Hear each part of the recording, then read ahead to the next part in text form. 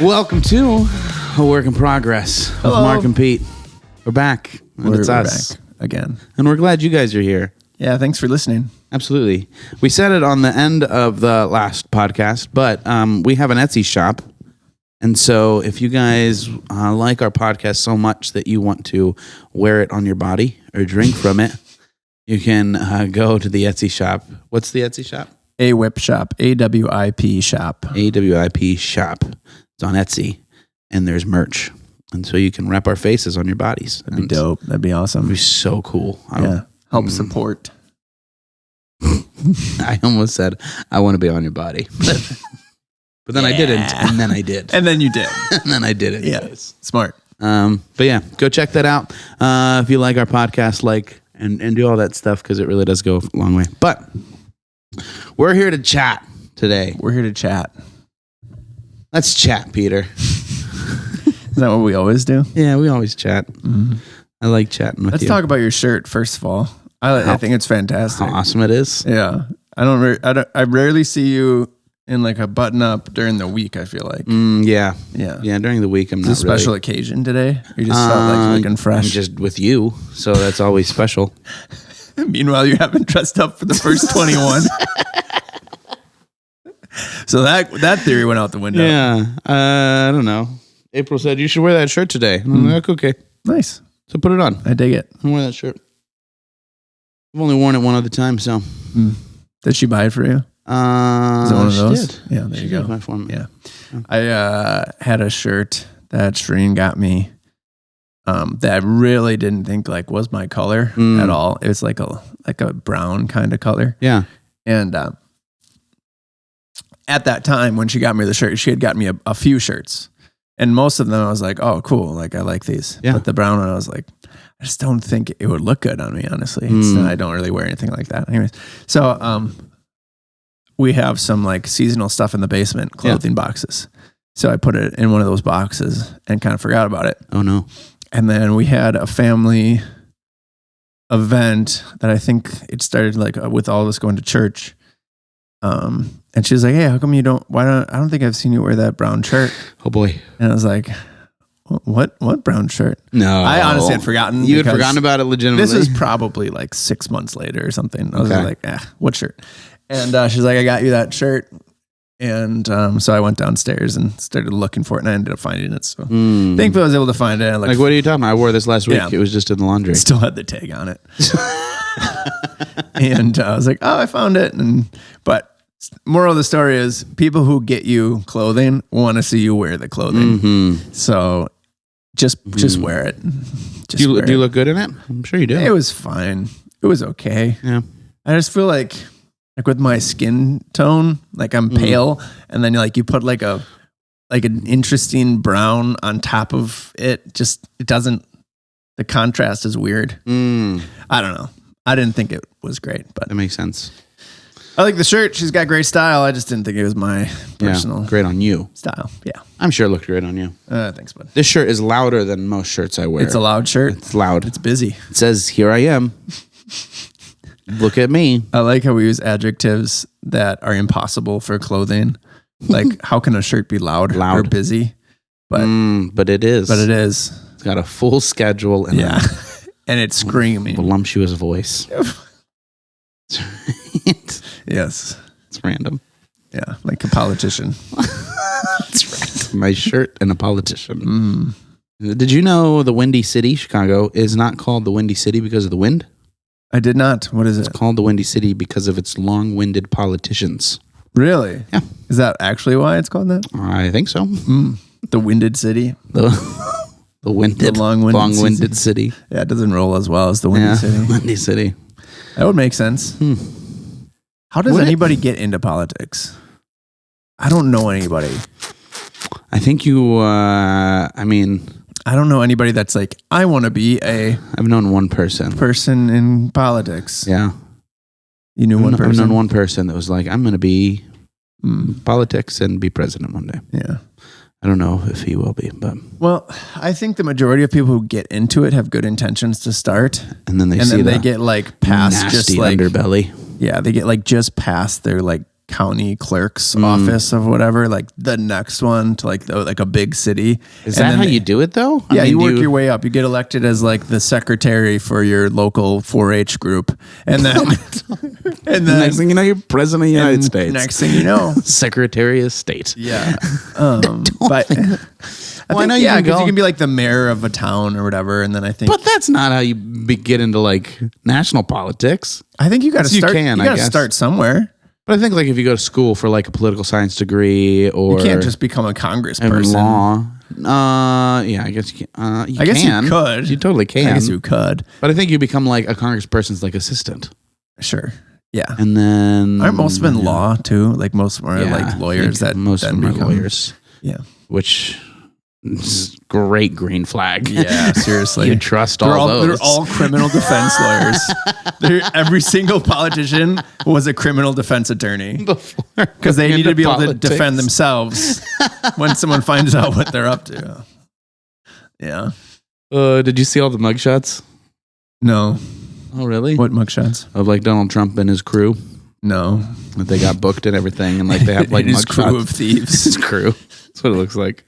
I didn't know there were mugshots. No. Yeah, they're like all like in their suits. Like he has his typical suit. Oh wow. Is Trump brow? Is he in prison? He's not in prison, but he got booked. Oh, he got booked for for allegedly breaking Georgia election law. Okay. Yeah, so he got booked. So there's like my shots of him and Giuliani and everything. It just looks funny because like all these like really put together dudes and women like. Jeez, it's crazy. So how you doing? How you feeling? How are your insides, Peter? My insides are all twisted up. Yeah, just not feeling my best. You were telling me about like the Donald Trump thing, and it's like I know people get like heated about politics, especially around Donald Trump. Mm-hmm. And a good way to kind of explain how I'm feeling about everything is like dangerously indifferent. Like I just like to everything, like to just about everything right now. I just don't. It's like I don't know if it's not affecting my immediate family or like loved ones, it's like obviously then I would care because I don't want anyone to get hurt or whatever. But like other than that, it's like you could have told me, I don't know, President Biden like declared war on China. I'd be like, oh, okay. I don't know. I'm just like completely indifferent to everything that's happening right now and just feeling pretty bummed. But it's not fun to talk about being bummed, so I don't want to depress people. It's not fun talking about being bummed. Yeah. But I think there is value in communicating and expressing our emotions, even our emotions of apathy, and talking through them a little bit. Sure. Yeah. I don't know. I suppose. I think it's just like because all we have is ourself in our head most of the day, right? Everyone is dealing with themselves in their head all day, whether it's good, bad, meditating, not thinking about anything, thinking about everything. That's all we got, right? So when it's bad, it's really bad. Yeah. Because you're living with that all day. All day. Over and over and over again. I agree with when people talk about like, oh, if you had a friend talk to you like that all day, you wouldn't want to be friends with them anymore. It's like, you're right. I don't want to be friends with me anymore either, because I'm like pretty hard on myself and negative to myself. And it's like, yeah, I don't care for it, but I can't be like, hey, I'm not friends with you anymore. I'll never see you again. I'm changing my number and moving away. It's like, you're stuck with your brain and your head. Yeah. So when it's in a bad, dark place, it's like, I don't know. It's like on a loop. Yeah. Yeah. And the problem is you believe yourself because you know yourself better than anybody else. So when you start saying all those mean things, nasty things to yourself about how much you're no good and whatever, you believe it because it's like, oh, of course I would know best. I know everything about me, so it's tough. I mean, looking at it from a spiritual perspective though, I mean, you say you know yourself best other than God. True. So what do you think his perspective is in it all? I'm sure he's just leaning back, kind of grinning, being like, you'll see what I got for you. You'll see what's coming on the other side of this struggle. maybe it's like, Pete, I'm putting you through whatever is going through your head so that you can help other people who are going through it too. And maybe that's what it is, but you never know what his plan is, I guess. I don't think he's like abandoned me. That's not like I'm on my own, but you're talking about this too. Like God teaches us lessons through what we go through, but it's like, I would just like to get to the end of the chapter, please. Yeah. I'm ready for the test. Yeah. Like, I don't want to have to learn anymore. This could be the test too. Yeah. Ugh. Yeah, probably. I think I'm failing. No.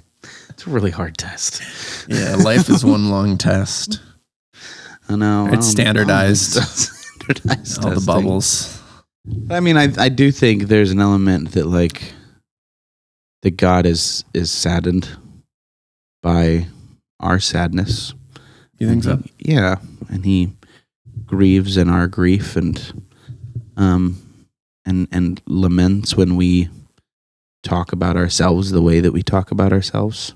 I mean, because I think you'd agree that God doesn't view you the way that you view you, and that God doesn't view me the way that I view myself. There's a whole lot of grace and mercy and patience and love in the midst of how he views us, and very rarely in how we view ourselves.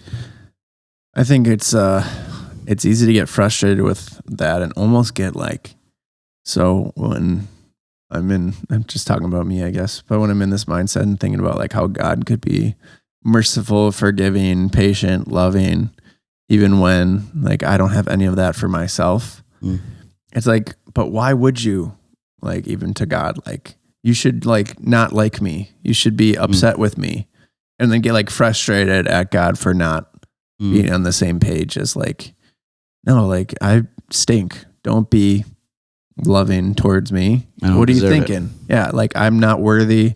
I don't deserve. And then it's like, oh, God doesn't treat you as you deserve. And it's like, but he should. Like I'd like put me in the corner. You know, I don't know. And get frustrated with God not acting like a human. Why do you think that is? I mean, so like, obviously logically you think, oh, someone's giving you a good thing you don't deserve. That's a good thing.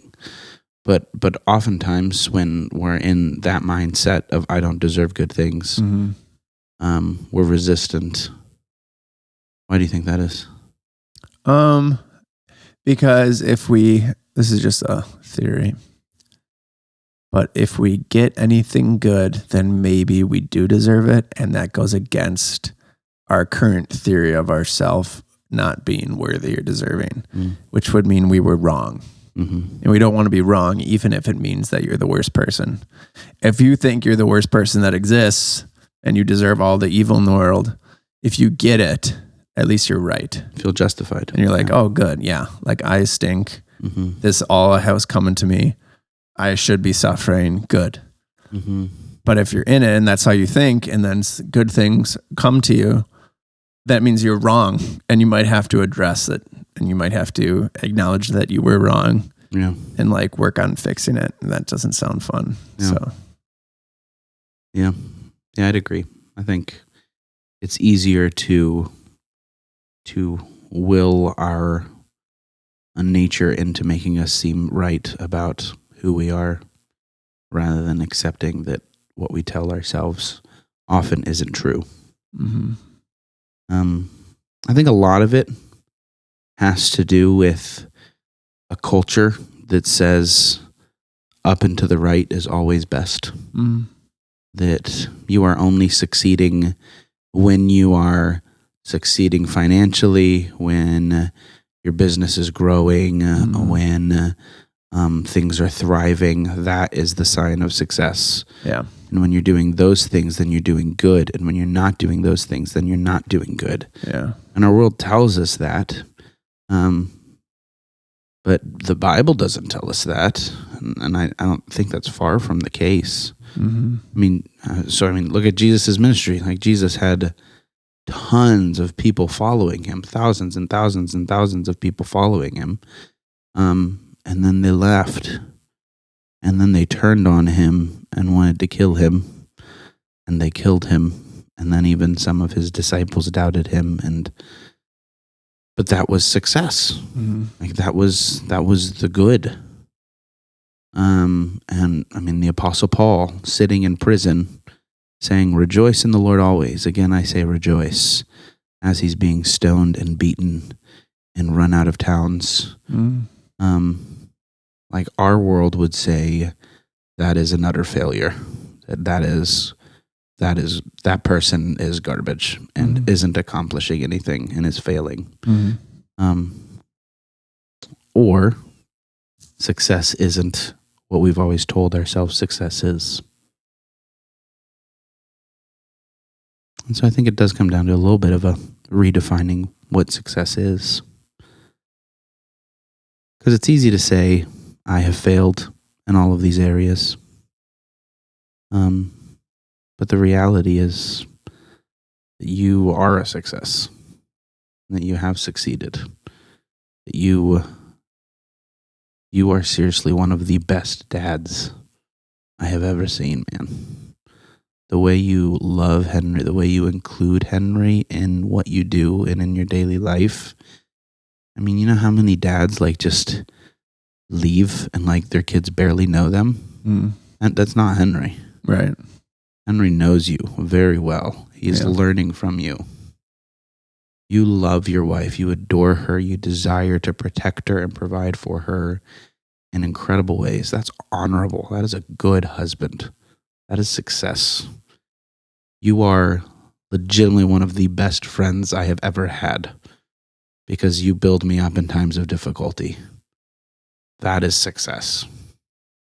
And so, I mean, yeah, you can focus on the areas that are hard, and I get it. We do that. But there's a lot of areas that you are friggin' successful at. Thanks, man.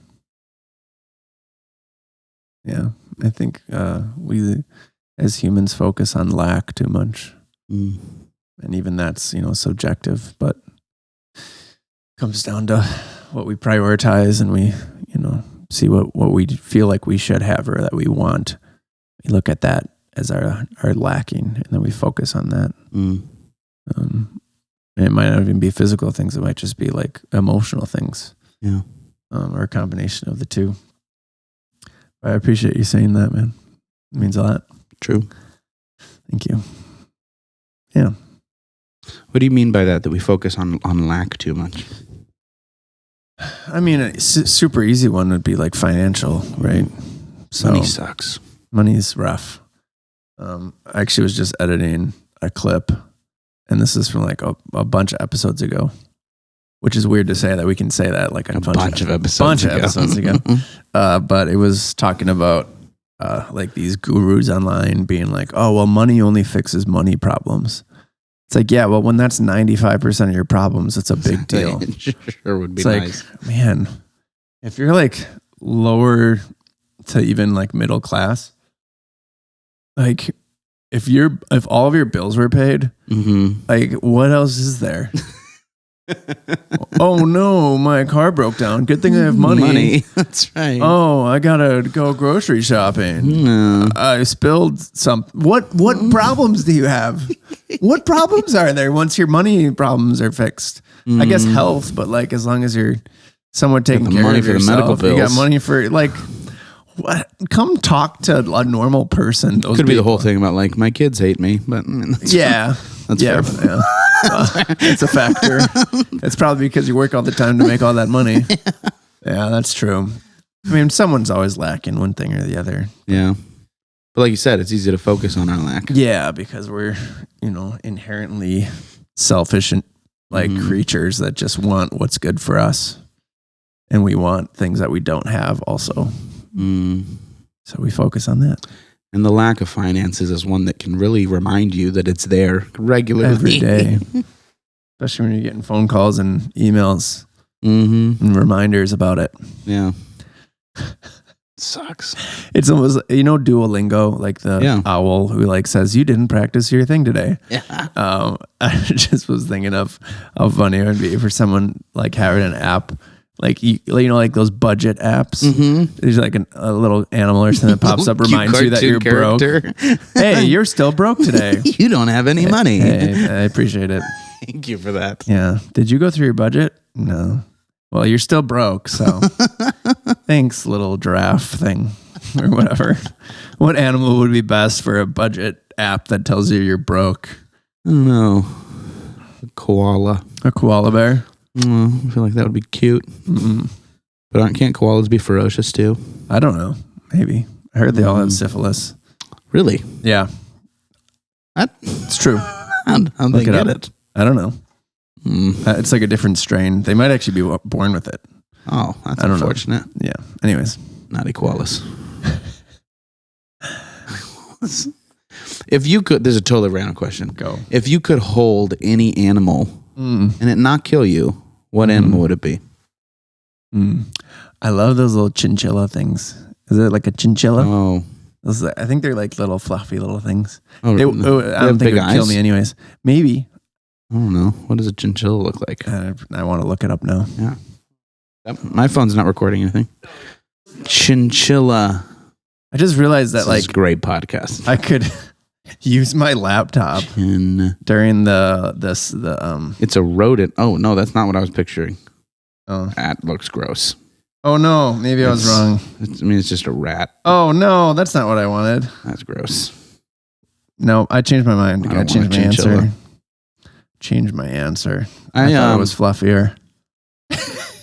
I feel like it would be fun to like cuddle a panda. Sure. I've always wanted to ride on a giraffe too, but I feel like its legs would buckle. I'm a pretty big guy. No, I don't worry about that, but I feel like you'd fall off because I feel like their back, like their hips, their back hips are so much further down. I don't know. I wonder, was there a time when people like rode giraffes around like camels? Probably not. Could you like gallop on it? Like you'd have to wrap around its You neck. just hold on to its neck. Yeah. You get like 8 people just like stacked. One person holding above the other person, just everyone's hanging on the neck. Have you seen giraffes battle each other? How they whip their head? Yeah. It's crazy. Pretty cool. It's pretty interesting. Man, should fun to watch. Include that in kickboxing day at the gym. And now giraffe head swings. Make your neck stronger. Yeah, a little bit of whiplash. I used to, growing up, my favorite animal was a chimpanzee. Chimpanzee. I heard they will tear your face off. Really? Yes. That's unfortunate. Yeah. But they're so nice looking. Yeah. Have you ever held a tarantula? No, nor will I. Nor will I. Have you? Nope. Okay. It's a thing, though. Do you know that in Home Alone, they put a real tarantula on that guy's face? No way. Yeah, I saw him talk about it. Had to take like their fangies out or something. I don't know. So they had a robotic tarantula queued up. And they were going to use it. And that's what they tell this actor guy. So they're like, hey, we have this robotic like tarantula, like its legs move and whatever. But they were going to use it. And then they tried it for a take and they're like, this looks terrible. Oh no. It's clearly fake. And there's no way they didn't have CGI or anything when they made Home Alone. So they're like, we're going to just use a real tarantula. So his like scream was like real. Because it was a real tarantula. That's awful. So I don't know if they took anything out of it, but I've seen like displays where people will just hold tarantula. I guess they're not inherently vicious unless I think they're more defensive. Well, I think you can like defang them. Maybe. I feel like you're not like people aren't walking around with like, oh, here's a tarantula that could kill me. No, I also don't think they can kill you though. So they just look bad. Well, I think they have venomous. They have venom in their bites, but it's like if you get bit by a tarantula, I'm pretty sure you could like coherently go to your car, drive to the hospital, be like, hey, I was bit by a tarantula. And they have like anti-venom that they could give you. I think the brown recluse is one of the most dangerous ones. Really? Maybe the black widow. Black widow is pretty bad. Black widow and brown recluse, I think, are the two most venomous spiders. I think like significantly more than a tarantula. I don't know if this is true at all, but I've heard that a daddy long legs is like super venomous. Yeah, I've heard that too. It can't reach you because of its long legs. That's what you heard? That's what I heard, legitimately. Can't they bend their legs? Like what happens? They're not if, allowed to bend their legs. Not allowed to It's sit a down. rule. They have to always stand. Oh my goodness. I heard they couldn't bite you because their mouths were too small to like penetrate a human skin or something. But I don't think either of those make sense. Yeah, I don't buy it. I just don't think they're that venomous. I don't buy it. If at all. Yeah. Have you seen the meme? I haven't seen one in a while. A meme or Daddy Long Legs? Daddy Long Legs. Oh, gosh. Have you seen the meme for the Daddy Long Legs? There's like the two guys that are naming animals, and they're like, all right, what should we name this? And the one says, how about Long Legs? And the other one says, nah, not kinky enough. That's pretty good. How about Daddy Long Legs? Daddy. No, the first option idea was, how about nice long legs, Daddy? Nice long legs, Daddy. No, that's too much. Too much. Pull it back. Let's flip the Daddy. That is so funny. Why is it called Daddy Long Legs? Why? It doesn't make any sense. It's funny how things like you've just known from a kid. Yeah, and you just never think about it. And then when you do, you're like, how did that? It's like watching like episodes of SpongeBob as an adult. Yeah. Like you'd be like, how did I not? That's incredibly sexual. It's way inappropriate. That's extremely inappropriate.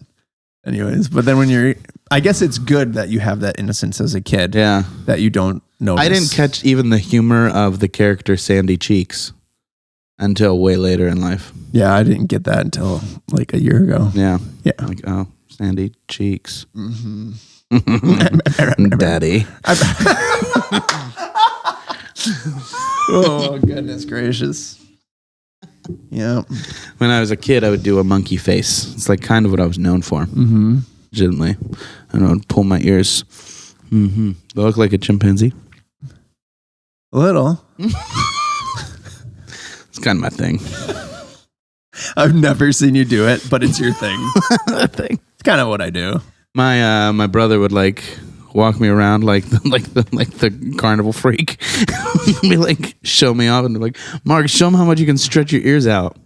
And then he would legitimately, he would have me flex my butt cheeks, and so how hard they were. Wow! Because I would hold my poop in for a week at camp. So it was quite the workout. Let me tell you. Wow! I'm so confused. You just got a lot of information right there. I hope somebody like blanked out for like the last minute or two. And they're talking about serious stuff. And they came back into like the conversation just now, and they're like, "What? Who? He's holding in a poop for a week and flexing his cheeks." Yeah, I can suck in the sides of my abdomen. Really? And just have like this part out. Wow. Have you ever seen that before? No. All right, I'm gonna show you. You gonna show me? Man, I feel sorry for everybody who just listens to this podcast. All right. No one's gonna. Yeah, seriously. No. Yeah. Whoa, dude! You could eat cereal out of that. That's amazing. I don't remember how I discovered that, but it was when you're a kid and everyone's doing little trick things. That was like, yours. Yeah, that's pretty cool. It's very interesting and strange. My word. Anyways, that's all I'm good for. I'm joking a little bit. I just couldn't help myself based on where the conversation was. See, you are a success. Yeah, that's right. Look what you can do. That is my number one success. I would always. I'm not double jointed. I don't think I'm not. Good. Lead with that. But like we always did this thing where we like put our thumb behind our knuckles. And like we would put it back. I'm not doing it anymore. I would put it like behind our knuckles. Yeah, I don't know why we would do that. Odd. I'm not double jointed at all. Mm-hmm. My 12 fingers always got me into those conversations. It was both of them. Oh, that's I had fingernails, man. You had fingernails? Fingernails on them. When did they take them off? Right when I was born. Like immediately? Yeah. Probably like, best. Whoa, look at this freak. Wow. Cut off all his extra stuff. It's really interesting. How terrible would it be if they cut off the wrong ones? What if they would have left it? I don't know. Was it coming out of one of the fingers or was it coming out of your hand? It was coming out of one of the fingers. Okay, so you don't have like an extra metacarpal or whatever it's called. I don't know what that is. So metacarpal is the bone that your finger actually attaches to in your hand. No. So like here. So you don't have a sixth one. No, I don't have a sixth metacarpal. It was coming out of your pinky. No. Yeah. Yeah. I wonder if you would even have muscles to like. I don't think so. I think it was Work just it. cartilage. Oh. But I had a fingernail, which is weird. Just like my pinky had a pinky. And then you had both. Yeah. You had 10 toes? Yeah. That's very interesting. Yeah. It's got to be like 1 in millions that happens. I don't know. I don't think it's that uncommon. Really? I've never heard of anybody else born with 12 fingers and they had to have them cut off at birth. That's crazy. My aunt was, my brother was, No! my niece was. Are you serious? What? Yeah. Okay. It's like a thing in our family. Whoa. Then whenever a baby's born, you count their fingers. It's like the first thing you do when a baby's born. Wow. Yeah, maybe it's like just some like mutation that we have. If you have another boy, X-Men. if you have another boy, you have to name him Phil.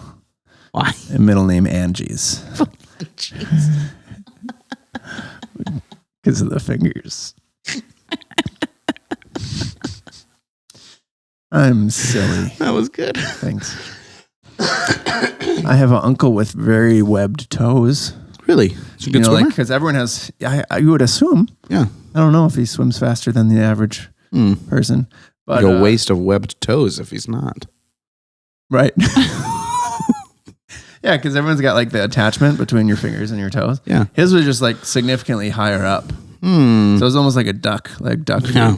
but not quite that significant. And he would randomly just go, You couldn't even get it out. You couldn't even do it. You were halfway through the. so excited. You were halfway through the quack. You lost it. Oh man. Oh man. You cracked me up. Oh, too easy. Good Too job. easy. Yeah. Anyways, how are you? Good. Yeah. What's new and exciting with Mark? Yeah, we're doing good. We have a exciting week coming up. Mm-hmm. We have a lot of my parents are coming in this weekend. We have Sophia's getting baptized. Annabelle's getting adopted. So it's going to be a hopping week. Cool. Yeah, a lot going on. It's like for some reason for us, like the end of the summer, beginning of the school year is like always really jam-packed. Sure, that makes sense. And so once we get past those things, life will calm down a little bit. But do you... So I have this thought. Yeah. Like, do vacations make things worse? Yeah. You think so? Oh. Because I was thinking about summer. And like, I love summer. And it's a great like reprieve, especially in Wisconsin. Mm-hmm. Because the summers are actually beautiful here. Yeah, I love summers amazing. in Wisconsin. Wisconsin summer. It's fantastic. Oh, but the problem is, it like you take your foot off the gas and you're just like, or off the brake. I don't know, whatever. You just relax. Yeah. You're like, oh, summer, this is nice. Yeah. And then school starts up again and fall starts up again. And then it's like people start getting into like their normal routines again. And there's so much friction. It's like having a locomotive that's at a standstill. And has to get going again. Yeah. And I don't know if that's good or if it would be better to not have vacations or summer. Just like stay in the whole time. Just like cruise control of like, at least because then you're moving. Yeah. I don't know. Maybe that's dumb because I mean, you need to rest. Rest is important. Rest is good, but the hard part of being like, and you know this, being like a parent of little kids is vacations aren't restful. Like it's true. You're just watching your kids somewhere else. Yeah. Yeah, that's true. Like there will come a day, I'm sure, where vacations will be very restful. This season of life is not that. And so vacation is just the ultimate part of life is to get to be where your kids are out of the house. Or at least self-sufficient. Those like, people just look like they're loving life. When you have, and I think it's great. Like if you have multiple children and like you have good relationships with them, once they're like 20 plus, they can even have their own kids, and you can at least see them once in a while, like grandkids and stuff. But when you're like 45 and you're not quite like, you know, you need help to get around your own house. You're still young. You have a little bit of money. That's why they call them the golden years. Is like 45 through whatever. Those are the golden years? I don't know. Golden years might be when you're like 60 something. But to me, the golden years are when your kids are old enough to leave the house and you have some money and you're still young enough to like do whatever you want. Totally, like 40s and 50s. 40s, 50s is the sweet spot. I'm looking something up quick. I think golden years are actually when you're like 60, 70, according to Google. That'd be my guess. Is that what you're looking up? I'm looking up how old the Golden Girls were. Oh, during the show. Golden Girls. I took a few jumps in my head. Got it. Because I have a feeling they were, like, how old would you say the Golden Girls were? When? Now? Oh, my. Aren't they dead? No way. When are the golden years? Dude. Okay, What? you look that up. 65. 65 to 80 is the golden years. Why are they called the Golden Years? I guess because pretty much for the same. Yeah, 60, you I think retired, you're 65. done working. Yeah, that makes sense. Dude, you know the show The Golden Girls? I've heard of it. You know what they look like? How old would you say they are? Now? No, in the show. Oh, probably in their 30s. What? You have not seen the Golden Girls then? Okay, I'm thinking. know what I'm I'm thinking talking of the Spice Girls. They not the same. No. What are the girls that are like James Bond? Those girls. Charlie's Angels? Charlie's Angels. That's what I was thinking of. That's the Golden Girls. Oh, I knew that. I didn't know that. So how old would you say they are though? They looked okay. So that one lady looks like maybe she's in her upper 60s, but the rest are at least 70s. Right? Yeah. Nope. Okay. 55. No.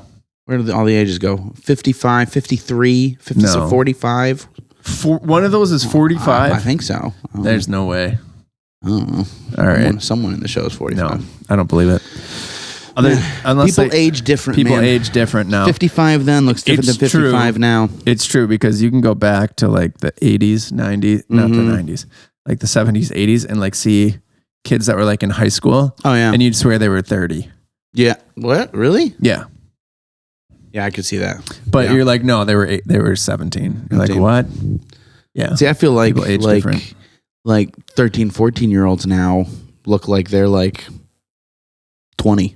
Oh, really? I think it's the Yeah. opposite. I think kids in high school look like they're like 8. Oh, seriously? Yeah. Oh man, there's some guys. We're looking at different high like, schools. Yeah, they look like they could beat me up. They probably could beat me yeah. up. It's fair. Touche. How many? It's like a common question is like, how many like 8-year-olds would it take to take you down? Do you think? This How is many a common average? question. Oh, you've never been asked it's this? No. You need to get out more and be more cultured. This is just a normal question at the bar. It's typical. Hey man, my name's Mark. How many 8-year-olds Hey. could take you down? It's like on those trivia question cards that are like at those restaurants or bars that help you pass the time. How many 8-year-olds do you think? Like average 8-year-old guys, boys, Like we're wrestling or something. they're all just trying to destroy you. Do they have weapons? No, They don't have weapons. no, but they're trying to actively like end your life. Oh, wow. Like their one mission is to take you down. 6? I don't know. 6. You don't think you could take on 6? You could take on 6. I probably could take on 6. I don't know. What's your number? What's your How body many count? 8-year-olds? That's different. I think that's different. I think it would have to be like upper teens, probably like 17, 18 Or they could plus. I think like maybe 17 or 18 8-year-olds could take me out, but less than that, I just feel like you could start picking them off. That's true. Because You the can first like chuck 'em. 7, just like throw them. yeah, the first like 7 or 8 that come at you is gonna be pretty easy to take I down. feel it's just like one punch at like their eye level, and it's just from down for the count. Oh, for them to take Yeah. you? Yeah, if they give me one punch at their high level, like if they Yeah. can just like It's rapid all fire, it's all groin like the shots. speed bag. Yeah. Like they got a good shot. Yeah, but I don't know if they got that strategy. I don't know. Probably. It's probably their only strategy. What else do they They want have? to succeed. Just a bunch of kicks. Just focus on the one Run. area. 'Cause you can't outrun them because they have more energy than Yeah. us. Yeah. They're deceivingly fast. My 4-year-old is getting fast. Titus. Yeah. Man, he's getting fast. He's getting fast. And tag is like work now. Yeah. You got to really try. So I gotta like do like angles and like cut him Yeah. off. I still got that advantage. He doesn't understand like those angles. Sure. So I can still like cut him off. You got in the long geometry distance. on him. I got geometry on him. Yeah. But man, as soon as he figures that out, Yeah. That might actually be a good way to get him to like want to study like math and stuff. Be like, hey, buddy, if you study this, you're gonna be way faster. And he's gonna be like, what? Really? Like superhero fast. Yeah, you'll be able to. You have to understand angles. You have to understand angles. Even Henry, like if we're at the grocery store, a lot of times he'll want to walk. He doesn't like riding in the cart anymore. So I'll let him walk, and then he'll be like, catch me if you can, and he'll take off. And if I give him like 5 seconds head start, and he turns a corner, it's over. Like he's fast too. Yeah, it's like, crazy. I'll just like listen for the chuckles because he'll laugh as he's running away. Like which direction? Listen for the chuckles. Oh, he's down by the ice cream. It's usually where I am too. Yeah, it's fair. Ben and Jerry's, baby, half baked. What? Half baked. Is there like cake pieces in or something? It's no, that would make sense. But it's cookie dough and brownies. Oh, yeah, it's half vanilla, half chocolate, cookie dough and brownie pieces, half baked Ben and Jerry's. So nothing baked in it. Correct. Oh, yeah. Why is it half baked? I don't know. Maybe they like half bake the cookie dough. It's like they put it in the oven, but just not long enough. I don't know. You have to ask Ben or Jerry. Or Jerry. I'll call both of them up. Ben at benandjerrys.com. I guess I'm assuming that would be his email address. Anyways, we're losing people. That's right. It was fun chatting with you. Always good times. I love you, man. Love you too. I appreciate you for being encouraging and stuff. Life's hard. Yeah. Life's hard. Don't do it alone. Follow Cedar Creek Community Church, Grafton, Wisconsin. I've heard that before. They have the coolest pastor around. He wears loud shirts. He wears loud, busy shirts. Was that your shirt? That was my shirt. Nice. Yeah. Well, thanks for being a part of this with us, guys. Yeah. We love you. We appreciate you. Until next time, have a wonderful day and an even better week. Yeah. Bye.